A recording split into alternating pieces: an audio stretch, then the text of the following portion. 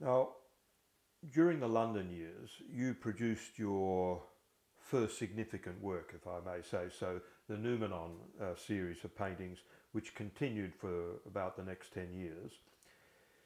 To me, this series of paintings signals the enduring theme in your work, the transformative power of painting.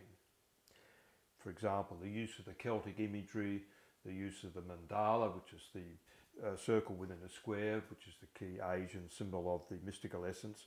All of these things were telegraphed by the title Noumenon, which of course comes from Immanuel Kant, the idea of the transcendent object. Let's talk a little bit about these paintings. Well, just to go back a little bit, linked to that, while we were in London, I was exposed to the explosion of screen printing due to Chris Peralta's studio in London. And so, being a member of the Contemporary Art Society, I was exposed there before coming back to all the new screen prints by people like Caulfield, Blake,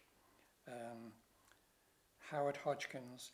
And so when I came back, I also had that desire to go on with the craft of printmaking in relation to the Noumenon paintings that you were talking about. So I made a whole group of screen prints that related to the Noumenon pictures, paintings all in that disc that you were referring to. And I think the two do fit together there very, very importantly.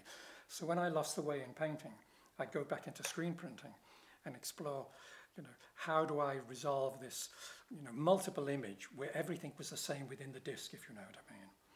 So that was a very much a transformative thing. And of course, the Kantian reference is, Noumenon is the idea of perceiving a purely intellectual entity, which is became the subject matter of the painting. That was really what drove it. That's where the collective title came from, which is a very, very abstract way of thinking of things, And I think that, again, reinforced philosophically my lack of need for the appearance of objects, And then, of course, what you put in its place, well, the speculation about colour, and then how colour could change form and shape into a new entity comes out of that way of thinking. Alun Leach-Jones, thank you very much. My pleasure.